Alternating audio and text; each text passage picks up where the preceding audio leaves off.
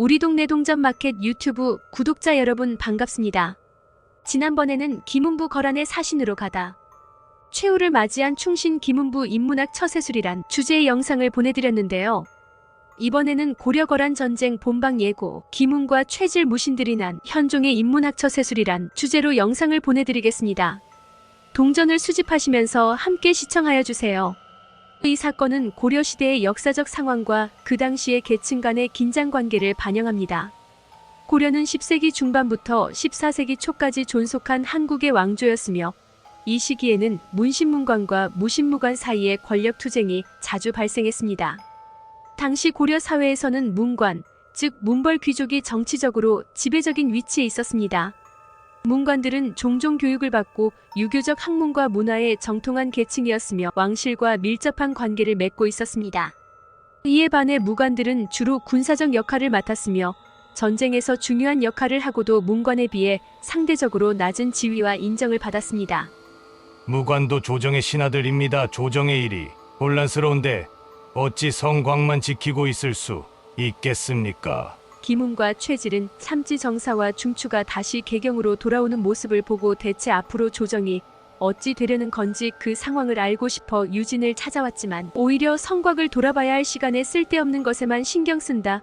혼이 나고 조정에서 무슨 일이 벌어지고 있는지 그 내용은 하나도 듣지를 못하고 말았어요. 비록 김운과 최질은 무관에 불과하였지만 전쟁이 아닐 때에는 조정의 일이 어찌 돌아가는지 그 상황을 궁금해하면서 조정의 일에도 간접적으로 참여하고 싶어 했었지만 유진과 같은 대신들은 정사를 논하려거든 정전 조회에 들었을 때나 논하라는 그럴 때가 아니라며 장군들 본연의 임무만 충실하고 정사를 돌보는 일은 재산들이 맡기라고 딱 선을 긋는 모습을 보였습니다. 당시 고려는 무관보다 문관의 지위가 더 높아 무관으로 오를 수 있는 관직은 정산품이 최고였고 성공할 수 있는 길이 제한되어 있었는데 정작 전쟁에서 나라를 지킨 건 자신이라 생각하는 무관들은 이에 대해 불만이 끓어오릅니다. 하지만 이보다 더 큰 불만은 바로 황보유의와 장현우 때문에 불거졌는데 황보유의는 신월사에 있는 현종을 직접 모셔오고 거란이 쳐들어왔을 때 몽진길에도 따라갈 만큼 현종에게 충성을 다하는 모습을 보였기에 현종의 두터운 신임을 받고 있었는데 거란과의 전쟁으로 관리들이 녹봉을 지급받지 못하자 장현우와 함께 현종에게 간청하여 중앙군의 영업전을 거두어 녹봉을 썼고 이는 무관들의 불만을 불거지게 만들었습니다. 전쟁 중에 목숨을 바쳐 싸웠고 전쟁이 끝난 후에도 다음 전쟁을 위해서 밤낮으로 나라를 지키고 있는 와중에 자신들의 영업전까지 가져가서는 문신들의 녹봉에 쓰이자 김운과 최질은 억울함이 터져나왔습니다. 우리에게 정말 너무한 것 아닙니까? 전장터에서 목숨 걸고 싸운 것은 우리인데 영업전을 빼앗아 문신들의 녹봉을 주지 않나? 그러면서도 정사에는 참여하지 말라 하며 성곽이나 돌라고 하지를 않나? 섭섭한 게 정말 이만저만이 아니옵니다. 김운이 화를 가라앉히지 못하고 말하자 최질 또한 맞장구를 쳤는데요. 그러게나 말입니다. 전쟁에서 아무리 큰 공을 세웠다 한들 승진 또한 정상품으로 제한되어 있고 더 높은 관직으로 올라가고 싶다면 문신이 되어야 한다니 이게 가당키나 합니까?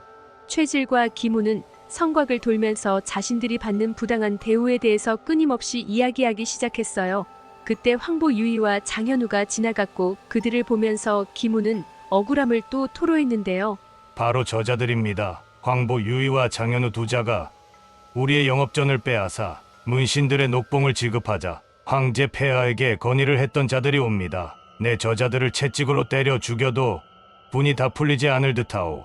최질은 중량장으로 거란과의 전쟁 당시 통주에서 강조가 대패하자 계속 항전을 주장하고 통주 성문을 걸어닫고 지켜낸 공을 인정받아 무관 관직에 올랐지만 문관에는 오르지 못하고 출세의 제약을 받자 이에 불만을 가지고 있었는데 여기다 영업전까지 뺏기는 일이 발생하자 더 이상 분을 참지 못하고 김운 등 무관들과 함께 반란을 일으키는데요. 군사들을 대거 이끌고 궁으로 쳐들어오는데 군사들이 엄청난 야유와 기합 소리를 내며 궁궐 밖에서부터 그 기세가 대단하였습니다. 궁궐을 점령한 김운과 최질은 황보유의와 장현우를 포박하고 채찍으로 죽기 전까지 마구 때리기 시작했어요. 내 이놈들 감히 우리의 영업전에 빼앗아 황보유의와 장현우가 무기력하게 매를 맞으며 현종을 바라보았지만 무관들의 기세가 엄청나서 현종은 어쩔 수 없이 황보 유이와 장현우를 귀양을 보낼 수밖에 없었습니다. 내 그대들에게 정말 미안하오하지만 걱정 마시오. 내 저자들을 다 정리하고 그대들을 다시 궁으로 불러들일 터이니 그때까지 살아만 계셔 주시오. 현종은 자신의 몽진 길도 함께했던 충신 황보 유이와 장현우가 매질을 당하는데도 김훈과 최지를 벌하지 못하는 자신이 원망스러웠어요. 비록 당장 김훈과 최지를 벌하고 싶었지만 강조의 정변을 겪어본 현종의 입장에서는 일단 이 시기만 무탈하게 넘어간 후 그 뒤에 김훈과 최지를 처리하는 게 맞다는 판단이 들었을 뿐인데요. 하지만 막상 무관들이 권력을 잡고 보니 현종은 자신이 할 수 있는 일이 별로 없다는 무기력함에 빠지게 되었습니다. 자기 앞에서 문신들을 채찍으로 때리는 무분별한 행동까지 일삼는 무관들이 이미 선을 넘어도 세게 넘어버렸기 때문인데요. 현종은 이번 위기를 넘기는 것 또한 강감찬의 도움이 필요하다 생각하였고 강감찬에게 무신들을 어찌 처리하면 좋을지 그 계책에 대해 물어보았습니다. 무신도 공이 높으면 문관처럼 높은 품계를 받을 수 있게 할 것과 문신이 빼앗은 농토를 무신에 돌려줄 것까지는 현종의 입장에서도 납득할 만한 제안이었고 그 후에도 점점 더 많은 요구를 하더니 태도 또한 방자해지는 모습을 보였고 이는 강감찬이 보기에도 참을 수 없는 일이었죠.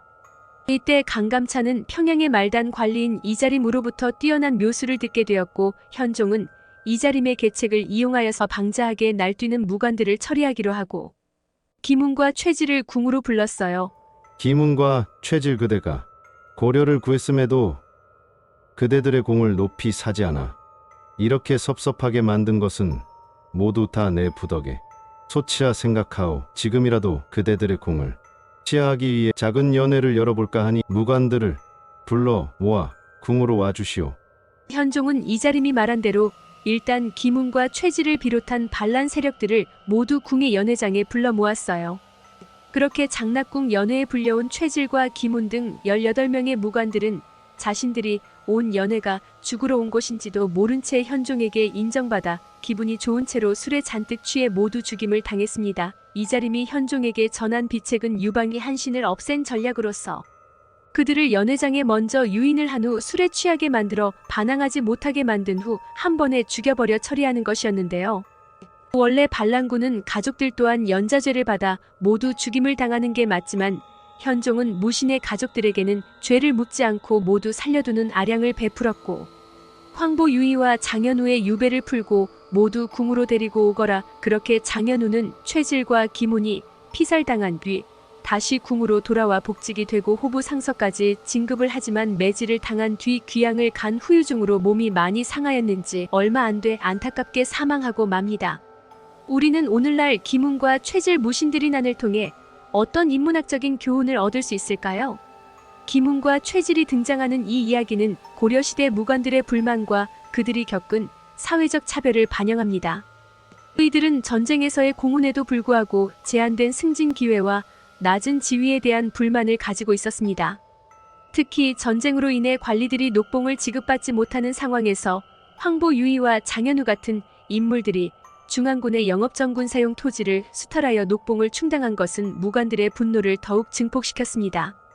이러한 배경에서 무관들이 반란을 일으키고 김훈과 최질이 중심이 되어 황보 유이와 장현우를 처벌하는 사건이 발생합니다. 이 사건은 무관과 문관 사이의 권력 투쟁뿐만 아니라 당시 고려 사회의 계층 갈등과 정치적 불안정성을 드러냅니다. 현종은 이러한 상황에서 강감찬과 같은 충신의 조언을 받아들여 무신들의 반란을 진압합니다. 강감찬의 제안에 따라 현종은 무관들을 연회로 유인한 후 술에 취하게 만들어 일망타진하는 전략을 사용했습니다. 이러한 사건은 결국 현종 이후 고려에서 무신들의 영향력이 증대되는 계기가 되었고 이후 무신정변으로 이어지는 고려 후기의 역사적 사건들의 중요한 배경이 되었습니다. 결론적으로 이 사건은 무관과 문관 사이의 권력 갈등, 계층 간의 사회적 차별, 그리고 정치적 불안정성이 어떻게 역사적 사건으로 이어질 수 있는지를 보여주는 중요한 사례입니다. 또한 현종과 강감찬과 같은 인물들의 대처 방식은 그 시대의 정치적 지혜와 전략을 반영하는 것으로 볼 수 있습니다. 우리 동네 동전마켓 유튜브 구독자 여러분, 오늘은 여기까지입니다. 계속적으로 동정과 집회 수집에 관한 다양한 영상과 역사인문학에 관한 다양한 영상을 보내드리겠습니다. 이 영상이 유익하셨다면 구독과 좋아요 꼭 눌러주시면 감사하겠습니다. 다음 영상에서 또 만나요.